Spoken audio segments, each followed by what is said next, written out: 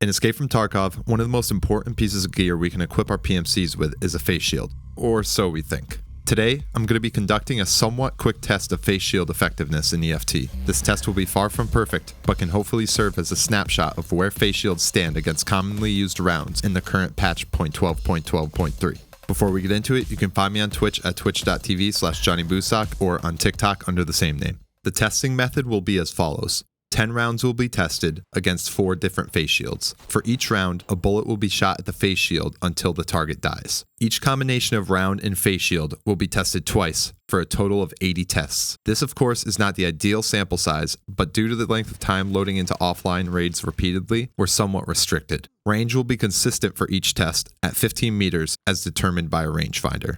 For the face shields, I didn't choose any under class 3 because at class 2 and 1 we'd be purely relying on ricochet chance. I also only chose face shields that you see most often in game. For the first two, I opted for the Kiver and the ZSH face shields. With both being class 3 and glass material, the Kiver has a high ricochet chance with 40 durability, while the ZSH has a medium ricochet chance with 50 durability. For the third face shield, I chose the Fast. It's a class 3 and glass as well, but with 40 durability and a medium ricochet chance, so theoretically the least effective combination of stats out of the 3. For the fourth and final face shield, I opted for the Altyn. It's class 5, combined materials, 50 durability with a high ricochet chance. I'd considered the exfil face shield, but it's just a halfway point between the Kiver and ZSH. I also considered the class 4 face shields, which are the LSHZ and Vulcan, but I rarely see people actually using either. For the rounds used in testing, I chose 5 of the most common calibers, with 2 of the most commonly used types of rounds for each caliber. The rounds are 5.56, 5.6A1 and 9.95,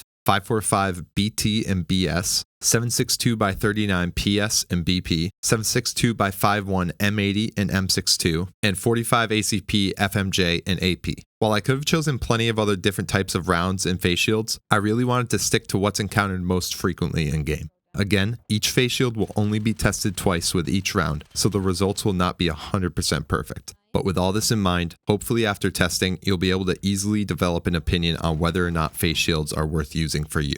Let's get started.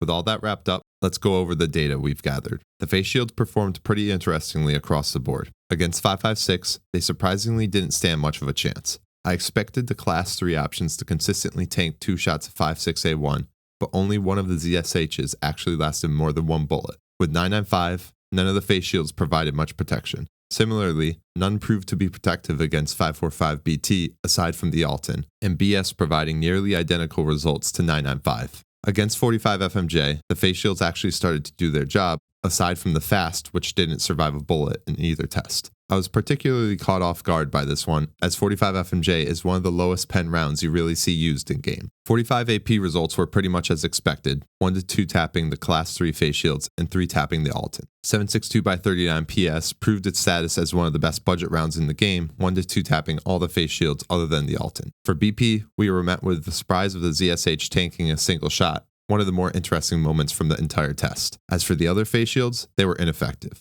For M80, the fast finally started to step up, being the only class 3 face shield to last more than a single bullet. Lastly, M62 was a mashup of surprises. The Kiver and fast both had a test where the face shield lasted 2 bullets, and the Altyn lasted 3 in both tests. Personally, I expected the Altyn to go down with 1 or 2 shots of M62, so to me, this was a standout moment for the Altyn. At the end, we threw in the 9x19 PST test against the Altyn, where it tanked 24 shots. I wouldn't really have expected anything different, but hopefully down the line, 9mm will become somewhat more usable again.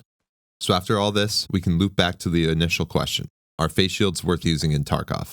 To that, I'd say yes and no. The Altyn does its job, allowing you to survive a couple face shots in most situations. It'll cost you around 200k to barter for the helmet, then another 30k for the face shield on the market. At 230k total, it's a hefty price to pay, but maybe not so bad as an extra layer of protection when the rest of your kit costs 3 times that. Having that tier of face protection really allows you to survive from a mistake or an aggressive push that would have gotten you killed otherwise. As for the class 3 face shields, their results are varied. On one hand, we have the one-off situation where the ZSH was able to survive a shot from BP, while on the other, we have the fast, which performed poorly in nearly every test. There's something to be said about the ability to wear headphones with fast compatible helmets, but decisions based on that are purely subjective. Considering rounds like 7.62 PS are available immediately at level 1, there isn't a player you'll run into that isn't capable of shooting a round that will one-tap through these options. Overall, the level 3 face shields just have a very slight chance of surviving a shot from most common rounds. Of course, we can bring low-pen scav rounds or buckshot into the equation as well, which of course these will hold up against for a couple of shots. But is a 40k ruble fast face shield or 60k ZSH helmet and face shield worth the slim chance of surviving a shot from a player or extra protection from a scav? The choice is really up to you and how many rubles you have to throw around. Personally, I'll run these lower class face shields on factory since so many people are running around with buckshot. I'll also run a faster exfil on other maps if I have one sitting around, but I never go out of my way to buy one. For any real PvP outside of factory, the Altyn is the only one that's going to be saving you consistently.